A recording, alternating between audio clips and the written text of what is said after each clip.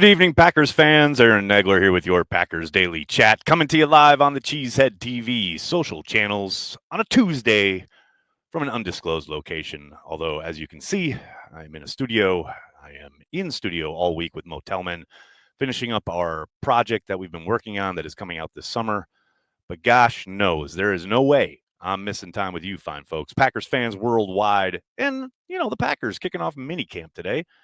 Got to make sure I check in with you folks, see what's on your minds, what you're taking away from today's proceedings. The headlines of which, of course, are Brian Gutekunst talking to the media about the release of Jair Alexander and some news on that front regarding his contract, along with, very noticeably, Bo Melton playing both wide receiver and cornerback, not just drill work, but stuff in teams as well, going both ways. Iron Man football coming to Green Bay. Very exciting stuff. Lots to talk about, lots to get to. The Bo Melton thing will obviously, like I said, be a talking point. I'm just going to say, point blank, straight up initial reaction doesn't bode well for Bo Melton. I understand everything that was said today, both Brian and Matt after practice, talking about how they have been talking about this for a while, both the personnel group and the coaching staff. And they think some of the stuff they've seen him do on teams might translate. And if there's a guy who can do it, Bo's going to do it. And man, I am rooting for him 1,000,000,000%. But you guys know we've talked about it since the draft with two new receivers in the room and lots of competition across the board. Things already didn't look great for Bo. Now, I know some of today is about, okay, Kalen King was hurt. Jair Alexander's been released. They were down numbers at corner. So, okay, let's give Bo a whirl there, right? But I will say it is never a great sign when a veteran is asked to change sides. Now, he's not changing to their points today. He is going to be attempting to do both and really all three, not just playing on offense and running a bit at corner, but also continuing to play special teams. Again, if there's a guy who can do it, Bo Melton is a supreme athlete. So here's hoping, right? But man, we've talked about it. That squeeze in the wide receiver room is going to be very real. And I really hope he balls out to what Brian's point was there towards the end of his availability about if he can make it work and if he can show he is viable in this position, all three phases of the game, that does make him incredibly valuable. There's a reason it rarely happens in the league. And I know Travis Hunter's doing his thing down in Florida, but he is very much a unicorn, and it is very rare that this type of thing works out for the vet. Like I said, I'm very much rooting for him. I don't want to get it twisted here, but the odds are long that this becomes a going concern. But 1,000,000,000% rooting for Bo Melton, without question. Good to see everybody in the comment section already mixing it up. Good to see you all chiming in. Dennis, good to see you got some birthday love there at the Packers Pro Shop. Keep it up, brother. You are representing the green and gold wherever you go. I know you are. Before we get to your questions and comments, obviously, got to give a shout out to our friends over at Ticket King, based in Wisconsin since the early 90s, right there on Oneida Street, right across from Lambeau Field. Home games, away games, anything you need, go to Ticket King. Or hell, use the link in the description of this video. Get your tickets for any of the Packers games. Don't use Ticketmaster, StubHub, SeatGeek, none of this national nonsense. Use a company based in Wisconsin since the early 90s, Ticket King, for all your Packers ticket needs. Do it, people. Speaking of doing it, what's going on, everybody? Here we go. Michael's starting us off hot on Facebook.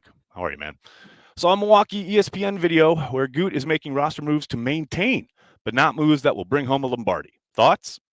Michael, I can see you're on Facebook, so you probably didn't see my tweet about this earlier today because I saw the same clip.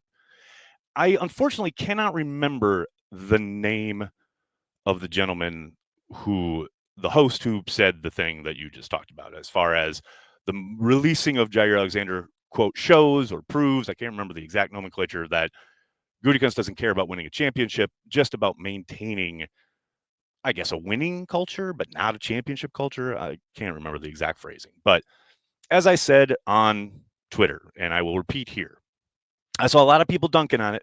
I saw a lot of folks making fun of it. And look, I am nowhere near in agreement. The idea that Brian Gutekunst doesn't want to win a championship is somewhat laughable, right? I understand that perception, and I know because I see it all the time here online, whether on these chats or on Twitter or wherever. I know there are Packers fans who feel that way and think that way. So I have no problem with someone in the media putting voice to that. Now, again, I don't agree. I think it's incredibly misguided, but I got no problem with a guy, full chest into a microphone, saying it out loud. He truly, honestly seems to feel it. Man, he's allowed to have his thoughts about it. Again, I don't agree. I think it's somewhat ridiculous, but I got no problem with it. Put it out there, man. What else we got here, folks? Doug Hype, how you doing, man? Is this rocking Packers Daily? Oh, I don't know about all that. I love that there are like guitars on the wall here, and the one thing that we've actually used today is this little keyboard over there. So there you go. And also shout out to the folks in Packers Brazil who made this flag here that hangs in my studio in New York, but I never get to put on camera. But I brought it up here just for a little extra background, a little Cheesehead TV love, and shout out to the folks in Brazil who made that. That was legit hanging in the bar at the Packers Brazil event when I walked in last year, which was absolutely amazing. Brandy, thanks for being a Care the G Club member. Appreciate you. The corner room this year is reminiscent of the safety room when Owens was brought in. Not. Brandy. I don't know, Brandy. I have to admit, anytime there's a defensive subject here, I'm going to be reticent to get too involved with your opinion, simply because I know at some point you're going to be calling for everyone to be fired and everyone to be cut, and cursing Ty Summers, if you know what I mean. So I hear you. I understand the trepidation around the cornerback room after Jair's release. Certainly today, when you got a wide receiver playing corner, I understand folks being a little nervous, trepidatious. Pick a word, right? Man, it is June. I understand that you look at the depth chart and you wonder where the depth is going to reside.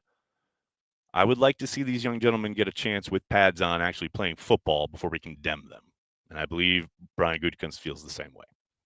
We shall see. Jeezy, baby, how you doing, man? Thanks for the super chat.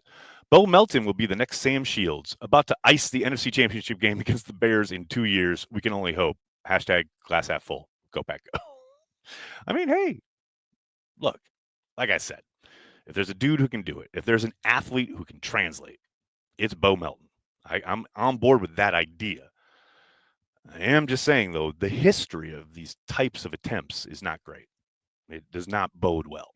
But, hey, man, like they said in Back to the Future, yeah, well, history is going to change. Ahmad Carroll is a free agent corner. He's only 41. You guys gotta chill. Larry, this is a very good question. I know it was asked in Matt's press conference. Does Melton have any history of playing defense? How long has it been working on cornerback techniques? Not long. But as to the question of if he has history, if looking at it, and I think it was Steve from the Associated Press that asked, if you look at his bio, you don't see it listed anywhere. You don't see it printed. But apparently, according to Matt and according to Bo, he did play defense at Rutgers prior to them switching him to wide receiver. So he has some history / experience, although that was quite a long time ago. Joe, what's going on, man? Thanks again. Would Bo be the first Packer since Don Hudson to play offense, defense, and special teams in the same game / season? No, because I believe Keyshawn Nixon did it a few years ago with that one snap of offense.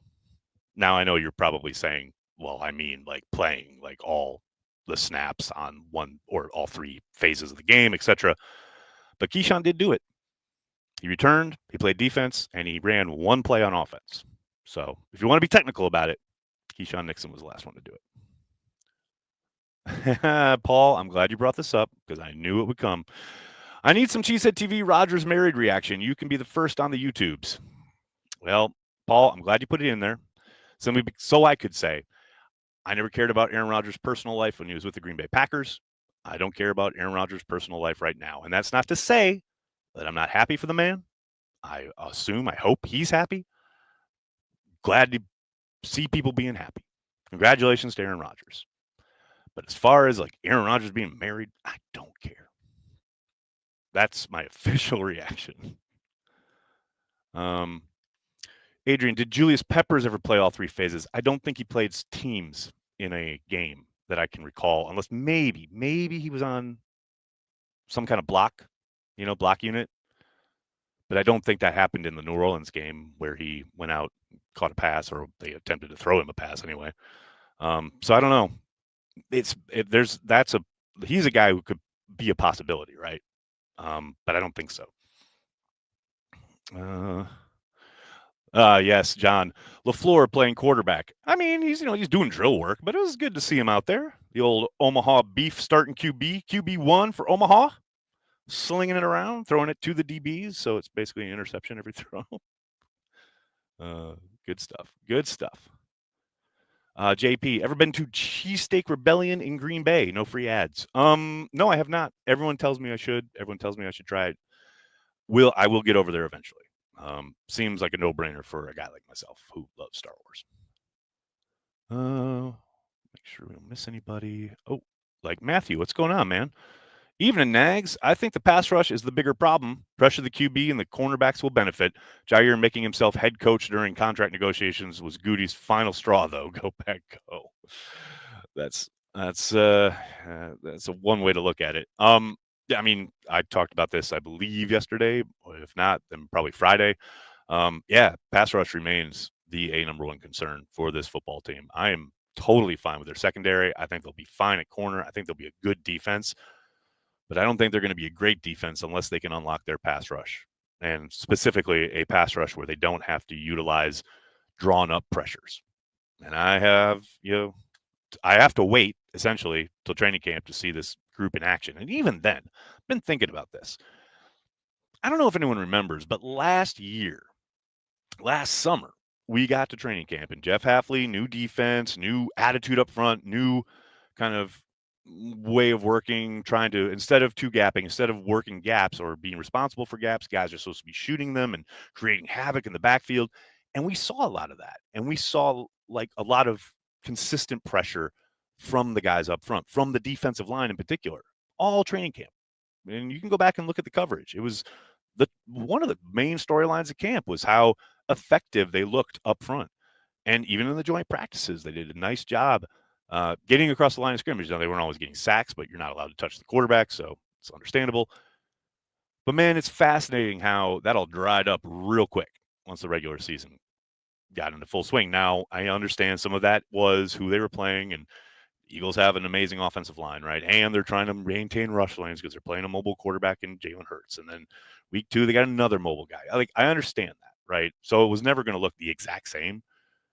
But it is a reminder that no matter where we get to with our excitement level, with, this looks this way, this group or that group, the way they look in camp, you can take a little bit away, especially some of the individual stuff. But, man, you never know how that's about to translate to the regular season. It's very rare, So just something that I was kind of thinking about today and wanted to make sure I mentioned here.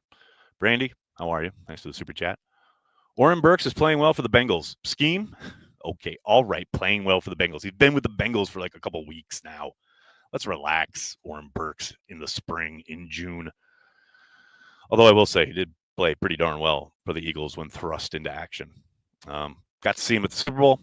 Didn't seem too happy to see us, but it was all right. But yeah, hey, look, it's certainly very clear that working in Philadelphia with Fangio's scheme certainly unlocked something there, right? And he certainly was productive, and he absolutely basically slid right in and was like, I'm not going to say they didn't miss a beat, but he was very effective for them, and it probably is what helped him get paid, right? But I will say, let's take a look halfway through the year. Let's see how it works with a different defensive front. I mean, it's one thing to play well when you've got that incredible defensive line that's pressuring quarterbacks and forcing them to get the ball out in 2 seconds or less, blah, blah, blah. It's a whole another world when you're back there and maybe your front four can't get the same kind of pressure and you're not being given, all these kind of generous looks because the quarterback is being instantly pressured. Not taking anything away from Oren, just saying. There's a long way to go. Very long way to go. Please allow the cornerback room to be good for a long time. All right, Alex, I will allow it. Why does nobody bring up his brother Max? Ain't he a corner? Eric, they did bring that up in the press conference. In fact, Matt LaFleur made a joke about it, saying that, Bo was saying, I can do anything my brother can do. But yes, he is a corner for the Arizona Cardinals. And actually, he was one of my draft crushes 2 years ago here on the Cheesehead TV YouTube channel. I love his game. Yes, his brother is a corner. And that's why I'm talking about what a great athlete he is. And if there's a guy who can do it, yeah, I wouldn't, put it past him. But he hasn't played corner in a very long time. It's not something you just turn on a switch and do. Now, that's one of the reasons they're doing it now, try and hopefully get that in the works, so to speak, by the time they get back for training camp. Maybe that's something where they give him a real long, serious look. But the idea that, because his brother plays corner, that means he's going to be good at corner, I don't think anybody buys that. Matthew, thanks again, man. So you're saying 17-0 is jumping the gun? Maybe that's maybe just a bit. I don't know. Just a bit. Brandy. Nags, Warren Brinson might be great in the run game. Thoughts? I love Warren Brinson gets on the practice field. Now he's great. I'm kidding, Brandy. Yeah, he could be. I'll tell you what, and I think I talked about this with Justice last week. I like his game, and I like what he can do in the run game. He doesn't seem like the type that fits their defensive style, though, in this particular scheme and what they've asked these guys to do, which is stop the run on the way to the quarterback. You want penetrators. You want guys getting across the line of scrimmage quickly with a quick first step. That's not to say he can't do that, but most of the stuff I've watched while he was at Georgia, he's been a two-gapper. He's been a guy who controls gaps and is able to shed blocks and make tackles of running backs, but that has not been the MO with Halfley in town. For the most part. Now, you're always running different stuff, but I'm intrigued. I'm really excited to see him get out there once the pads get on and see what he's able to do. Gosh knows, somebody's got to take those snaps from TJ Slayton, right? And hopefully he or Nazir Stackhouse or whoever can get in there and give them some quality early down reps. Big Mike, what's up? Bo Melton, cornerback 1. Why do I feel like we're going to have cornerback 1 jokes all season long? Oh, look at this. Tommy, what's up, man?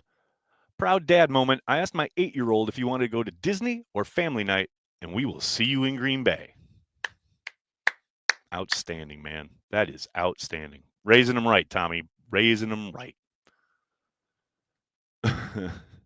Nags, I'm finally at the point in my fandom where if we are linked to a player, alas, Watt Hendrickson. Jay, you haven't finished that thought, buddy.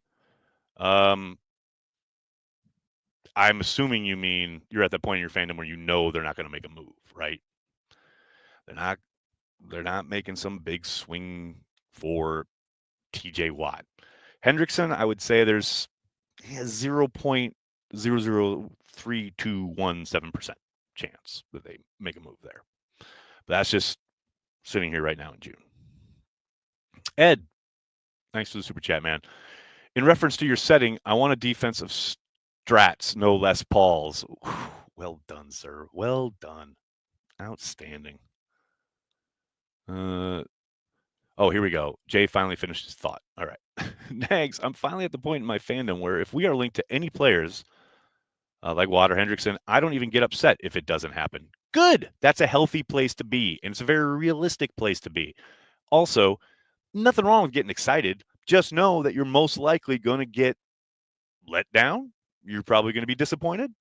And that's not to say, look, fan how you want to fan. If you want to get excited about each and every guy that comes available and the Packers possibly could go after, by all means, get crazy. I'm just trying to help when I tell you that's probably not going to happen. That's all.